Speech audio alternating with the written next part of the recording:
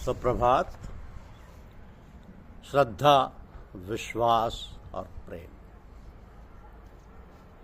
श्रद्धा, विश्वास और प्रेम, ये हमारी आज की आध्यात्मिक चर्चा का विषय। भगवान और महात्मा पुरुषों के प्रभाव और गुणों को सुनकर भी श्रद्धा विश्वास नहीं होता और उसके अनुसार तत्परता से चेष्टा नहीं होती, तो भगवान तथा महापुरुषों के प्रभाव और गुणों को सुनकर भी श्रद्धा नहीं होती। इसमें कारण है अंतःकरण की मलिनता और तदनुकूल चेष्टा न होने में कारण है श्रद्धा का अभाव। अंतःकरण के अनुरूप ही श्रद्धा होती है। भगवान ने कहा कि सत्वानुरूपा सर्वस्व श्रद्धा भवति भारत। श्रद्धा मयो यम पुरुषो ये यक्षद्धि स एवं स। हे भारत, सभी मनुष्यों को श्रद्धा उनके अंतःकरण के अनुरूप होती है। ये पुरुष श्रद्धा में है, इसलिए जो पुरुष जैसी श्रद्धा वाला है वह स्वयं भी वही है, अर्थात जैसी जिसकी श्रद्धा है वैसे उसका स्वरूप है। अंतःकरण की मलिनता दूर होने से उत्तम श्रद्धा होती है और श्रद्धा होने से तत्परता होती है। श्रद्धा वाल्लभवते ज्ञानवम पर तत्पर संयते इंद्रिय। अंतःकरण की मलिनता को दूर करने का उपाय इस समय सबसे बढ़कर भगवान के नाम का जप। इसलिए कैसे भी वो हट से या प्रेम से नाम जप करता रहे। नाम जप से अंतःकरण की मलिनता नष्ट हो जाएगी, उसमें सात्विक श्रद्धा उत्पन्न होगी और फिर भगवान तथा महात्मा में आप ही श्रद्धा हो जाएगी और उनके कथनानुसार तत्परता से चेष्टा होने लगेगी। सत्संग का प्रभाव न जानना एवं अंतःकरण के मलिनता ही हेतु है। अंतःकरण मलिन होने से सत्संग का रंग नहीं चढ़ता।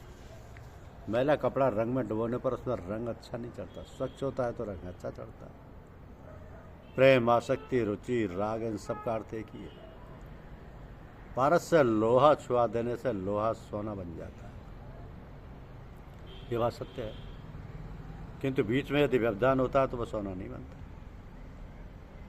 इसी तरह महात्माओं के संग से रंग चढ़ता ही है, किंतु यदि अविश्वास का व्यवधान होता है तो नहीं चढ़ता। जिन्हें पूर्ण विश्वास होता है उनके रंग चढ़ता ही है।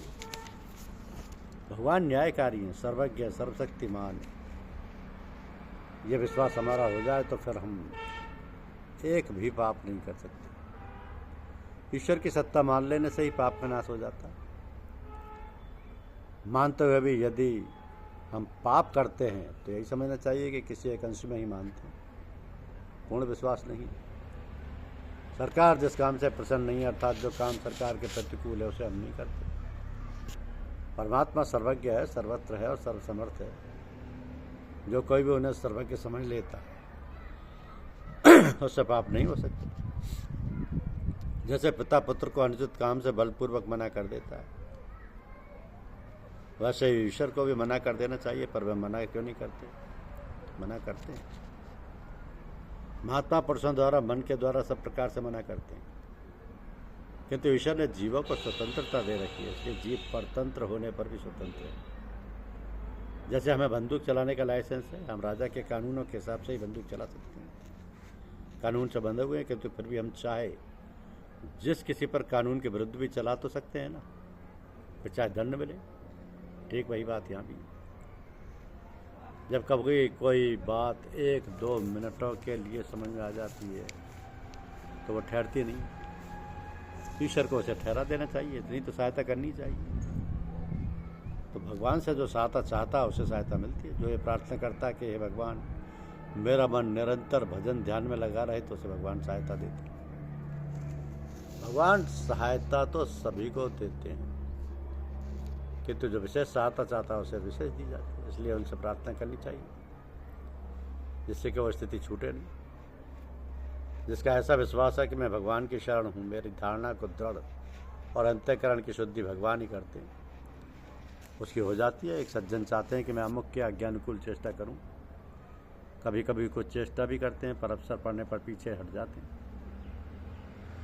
तो यही समझना चाहिए कि उनका इस बात में पूरा विश्वास नहीं है कि चाहे प्राण भले ही चले जाएं, उनकी आज्ञा ही पालनीय है।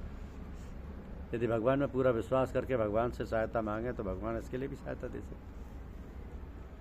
श्रद्धा, प्रेम और दया पर कुछ विशेष रूप से भगवान बीजते।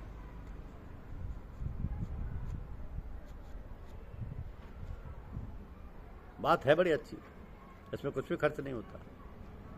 मूर्ख से मूर्ख भी इसे कर सकता है। इसमें बल, बुद्धि, धन, जाति, वर्ण या कुल किसी की भी आवश्यकता नहीं। यह साधन काल में भी प्रत्यक्ष शांति देने वाली है। फिर सुनकर भी यदि काम में नहीं लाई जाती है तो सही यही समझना चाहिए कि विश्वास की कमी है। संसार में जो प्रत्यक्ष में सुख शांति देने वाली होती है उसे तो लोग करने को तैयार ही रहते हैं, पर यह तो आदि, मध्य और अंत सर्वत्र आनंद देने वाली है। अभी आरंभ कीजिए, अभी शांति आनंद तैयार है। ये नहीं कि कोई घंटे 2 घंटे बाद आनंद मिलेगा। बात यह है, प्रथम तो यह विश्वास कर लेना चाहिए कि परमात्मा देखते नहीं, तब भी हैं और सर्वत्र हैं। जैसे प्रेत दिखता नहीं है पर है, ऐसी झूठी कल्पना करके भी लोग भयभीत और दुखी हो जाते हैं। पर सच्ची धारणा करने पर सुख और शांति प्रत्यक्ष मिले, इसमें तो कहना ही क्या है। इसलिए परमात्मा ना भी दिखें तो भी मान लेना चाहिए कि वे हैं, अवश्य हैं। ईश्वर दयालु हैं, प्रेमी है। उनकी दया और प्रेम सर्वत्र परिपूर्ण हो रहे हैं। अणु अणु में उनकी दया और प्रेम को देख देख कर हमें मुग्ध होना चाहिए, सर्वदा प्रसन्न रहना चाहिए और इसे साधन बना लेना चाहिए। इसमें ना कुछ परिश्रम है, ना किसी अन्य वस्तु की आवश्यकता है। ईश्वर की दया और प्रेम अपार है, असीम है। ये बात मन में है तो ईश्वर की स्मृति निरंतर रहनी चाहिए। सर्वत्र ईश्वर की दया और प्रेम परिपूर्ण है। जैसे बादल में सर्वत्र जल परिपूर्ण है, दया और प्रेम का बड़ा भारी समुद्र उमड़ा हुआ है, भरा हुआ, उसमें अपने आप को डुबो दो। चारों ओर, बाहर, भीतर, नीचे, ऊपर सर्वत्र ईश्वर की दया और प्रेम का समुद्र परिपूर्ण है। जैसे सूर्य की धूप में हम बैठते हैं, हमारे चारों ओर धूप ही धूप पूर्ण है, उसी तरह परमात्मा की दया और प्रेम सर्वत्र पूर्ण है। सूर्य का प्रकाश तो केवल बाहर ही है, किंतु दया और प्रेम तो बाहर, भीतर सर्वत्र पूर्ण हो रहे हैं। इस प्रकार देख देख कर हर समय मुग्ध होते रहना चाहिए। आहा, हम धन्य हैं, हम पर ईश्वर की कितनी भारी दया है। सब देश में, सब काल में, सब वस्तु में ईश्वर की दया का दर्शन करें और इसी प्रकार प्रेम बढ़ाएं, इसी प्रकार प्रेम बढ़ाएं। सुहृदय सर्वभूतानां ज्ञात्वा मां शांति मृक्षति। ईश्वर परम सुहृदय, उसका सहृदय का अर्थ क्या है? दया और प्रेम जिसमें हो उसका नाम सुहृदय है। उसकी दया और प्रेम अनंत हैं, अपार हैं, अणु अणु में, कण कण में व्याप्त हो रहे हैं। धन्यवाद। YouTube चैनल को लाइक और सब्सक्राइब अवश्य कीजिए। शुक्रिया।